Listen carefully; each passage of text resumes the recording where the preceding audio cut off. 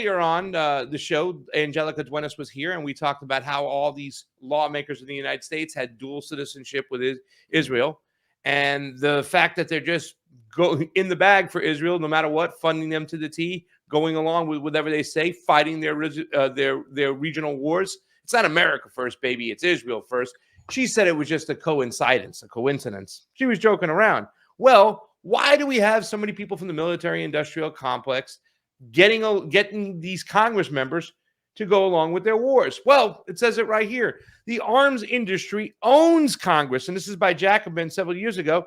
The new $850 billion military budget, which the House just approved and the Senate will take up soon, is a giveaway to the arms industry. Is it a coincidence that House supporters of the bill got 7 times more money from the military contractors than their opponents?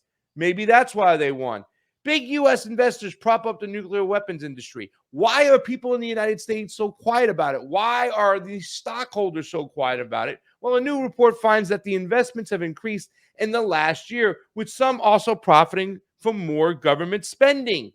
And that's in big U.S. investors propped up in New York in the nuclear industry. In 2023, the top 10 share and bondholders of nuclear weapons producing companies are all American firms. The firms, Vanguard Capital Group, State Street, BlackRock, Wellington Management, Fidelity Investments, Newport Group, Goad Capital Holdings, I hope I said that right, Bank of America, and Morgan Stanley held $327 billion in investments in nuclear weapons producing companies in 2023, an $18 billion increase from 2022. And this is from Responsible Statecraft. So not only that, we have shareholders, stakeholders, people who invest in the stock market. The majority of that money they're spending on nuclear weapons. So a lot of people here at home, and there's not a lot of people who are involved in the stock market, but everybody in the stock market seems to vote and has a say, and they're where a lot of money is coming from, part of that donor class. Well, they're making money off nuclear weapons. How about this? Nikki Haley, Sun and Wealth, rooted in weapons industry pro-war advocacy network. Well, what is her policy? What is her platform? War, war, war, war, war. She wants war with Ukraine. With Russia, funding Ukraine. That is her policy, and she keeps on saying a win for Russia is a win for China. She's trying to tie it to the populist movement. Here she is. When America should deploy its armaments and forces to the conflicts around the globe. When? When should they? And how much of the American military intervention abroad is shaped by genuine humanitarian and U.S. interests versus the tangled web of foreign alliances, special interest groups, and defense contractors? These questions, which have long divided both major political parties, were on display in Milwaukee last night at the first Republican president debate as foreign policy loomed as the key point of contention. And that's from Lee Fang. Vivek Ramaswamy, remember that first debate? He was the only candidate directly against any escalation in the Ukraine-Russian war and against any additional U.S. funds, argued that the conflict represented another no-win war, like the wars in Iraq and Vietnam. But I bet you Vivek's for a war with China. And it is kind of crazy, whether it be genuine or not. He was the only one on that stage. And that first debate, all the other Republican candidates were pro-war. They wanted war with Russia, funding Ukraine. Why? Because they're bought off. The biotech investors favors a quick negotiated end to the fighting and alliance with Russia to help contain China against future aggression, as well as a greater focus on domestic issues such as immigration. Several candidates in contrast bitterly argued that supporting Ukraine is a moralistic necessity. It's got nothing to do with their pocketbook, ladies and gentlemen. It's about our morals and values. It's about spreading democracy. This is what it's about. What about this cuck over here, Senator Lindsey Graham, pro-war super PAC bankrolled by defense contractors? If I were a defense contractor, I'd be big time for Lindsey Graham because I've been forward-leaning on rebuilding our military. Graham says he wants to continue to rebuild it. Remember what he said with Zelensky? Dead Russians, the best money ever spent. And he wants more war all the time. He wants to bomb Iran. Is it because he thinks it's the moral thing to do, or is it because his pockets are lined with cash from super PACs and the military-industrial complex? The super PAC supporting the presidential campaign of Senator Lindsey Graham, Republican from South Carolina, raised $2.9 million through the end of June, a significant portion which came from defense contractors that stand to gain from Graham's advocacy for greater military intervention around the world and increased defense spending. As Graham tours the early primary states, he tells voters that he is running to boost U.S. defense spending. My goal is to make sure the next president of the United States and the generation of warfighters have the capability and the capacity to do the job required to keep us free, Graham said in South Carolina earlier this year. Graham's super PAC, called Security is Strength, received $500,000 from billionaire Ron Perlman, whose company McAndrews and Forbes owns AM General, the manufacturer of Humvees and other products for the military. In December last year, AM General won a $245.6 million contract with the Army. So what they do is they buy off the congressmen, they buy off the senators, they buy them all off across the board. Look at that face over there. And then these guys go and promote war. They try to sell it to the American people that what they're doing is for democracy, is for our freedom. It's an easy tie to make. You can see it in front of your face. They're paid off by the military-industrial complex at a high level. So what do they have to do? Their job is to get into Congress and promote and fund and fight to have more war. Don Debar, let's bring you on in. It's right there. We see it in front of our very own eyes. The military-industrial complex, the AIPAC lobbyists. That's why we're always at a constant state of war. U.S. lawmakers, they're in the pockets, right?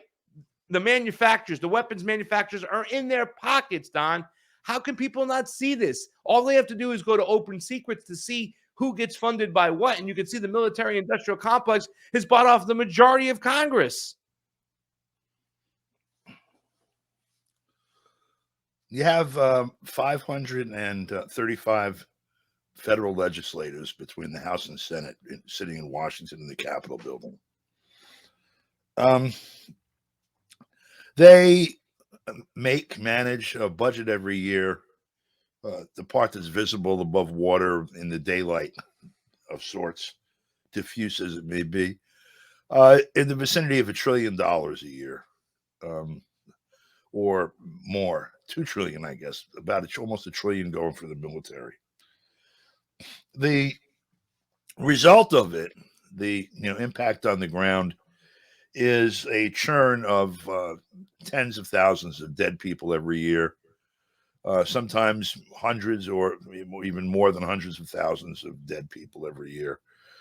But certainly, I would say at least 10 to 20 to 30,000 people every year for most of my lifetime, going back at least to the late 50s.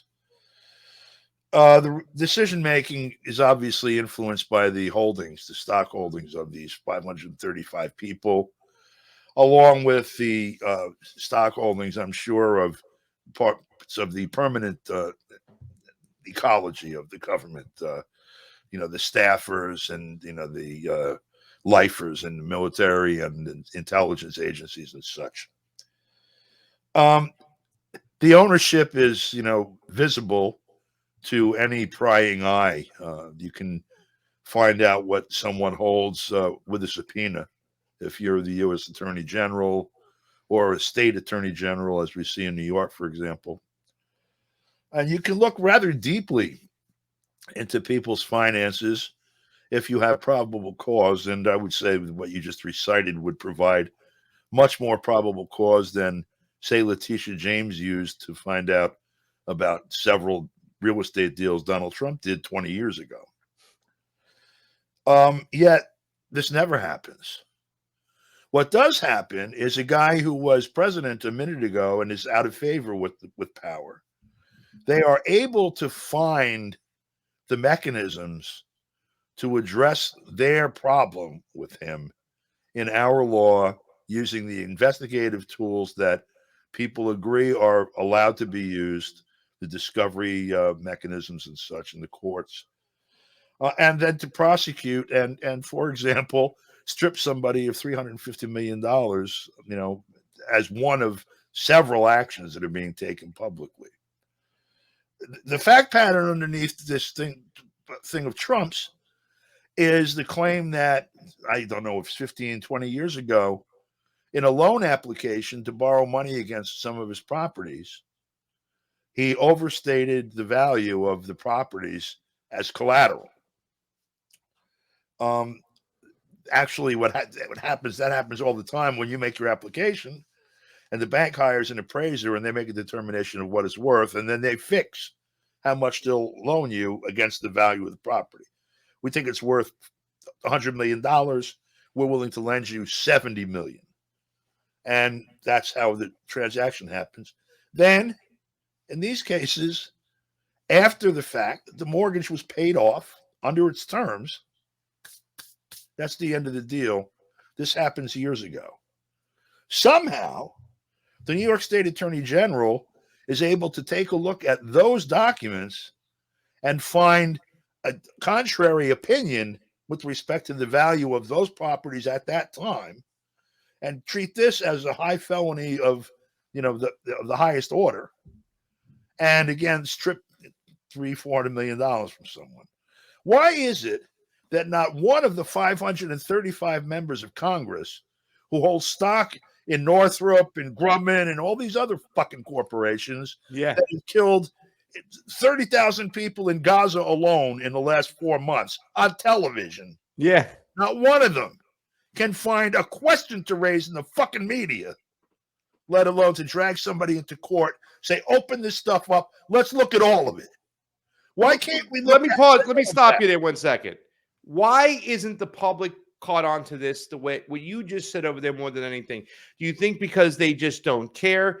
Do you think it's about our programming growing up, the way they teach us in school that, when we go around, all these other foreign interventions are about us going and fighting for human rights? We're showing up like Captain America fighting for democracy. Why haven't the people woke up to this right now? I mean, what you just explained right there, plain and simple. I mean, he paid back these loans. The deal should be done. But all these guys like Lindsey Graham, like Nikki Haley, who was broke at one point, and then all of a sudden she's on the board of all these defense contractors, right? And now she's making money hand over foot. She's got millions, and she's out there peddling war. Why can't Americans, citizens, the everyday citizens, make that connection?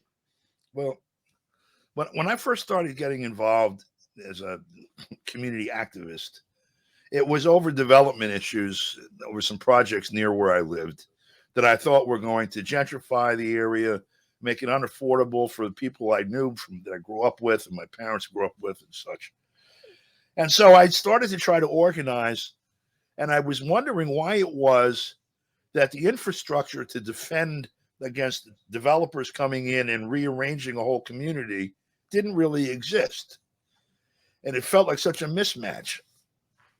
And a couple of people that I knew, because I was in the real estate business for most of my career. I was in the title insurance business. So I had skills in that area, but I was just, why is it that nobody else sees this stuff? And someone told me a very simple fact that made it very clear. The developers go from community to community to community. It's like a traveling road show. They have their experts and they see how it's done in multiple places. We're in a fixed location. They come to us. I can maybe tell you how this developer is different from that one, but I don't know a damn thing about what they did in this place or that place or that place. And they do. They know all of the ground game. And we don't, because we only know a small piece of the ground. How many people do you know that understand the inner workings of a mortgage transaction? That's a very small set. How many of those people do you know understand macro politics, understand how Congress works, understand disclosure, understand discovery, understand what these different things that are going on television? How do they understand how to watch television and parts from that, what happened with Trump's case in New York, for example? It's like there's so many little moving parts that it's really hard to understand it unless somebody assembles it for you, because it's very easy to understand if you have all the parts in front of you. Is this from what Carlin said years ago, the fact that they'll never fix education, and they teach us nowadays, where a lot of people will compare a high school diploma today as almost a middle school diploma, or a college degree today is worth a high school diploma when you got your diploma. And it's kind of what George Carlin said. The education is broken and will never be fixed because the ruling class doesn't want people who are capable of critical thinking to sit around the table and understand how they're being screwed. So they teach people just enough to push the buttons and push the brooms, but not anything deeper. Is that a byproduct of what's going on today? Yeah. Why people can't, connect the Certainly. dots? I'm certain that's true. Listen, you could. There was an experiment done in this country in the post-war period. I don't know what the behind-the-scenes thinking was, but what was obvious was that a great deal of money was invested in education, in pure research, in expanding college availability to large chunks of the working class and poor, and they built, huge state university systems across the country, community colleges, all kinds of tech schools also, and a whole lot of working people and children of working people got a liberal arts education that never had, any idea of any of these sciences before, philosophy, history, and all these things, and suddenly had this information available to them with a working class perspective that they had as working class members. And what you saw was a civil rights movement, the anti-war movement, all kinds of, basically uprisings with people saying, oh shit, now I have a theory to understand what I'm looking at. I'm getting screwed. And somebody said, that's not good. All of a sudden the free tuition went away. All of the public aspects to this changed. Big money came in. The curriculum was changed. Now we're looking for engineers and mathematicians. That there's anything wrong with that, but we don't want anyone thinking about social issues, and we don't want anyone thinking about unless it's like more along the lines of herd management that they like. They don't want us thinking about foreign policy either, too, as well. They don't want us thinking about shit other than what we're supposed to be doing. Yeah. What job am I supposed to do today? Yeah, plugged into the service industry.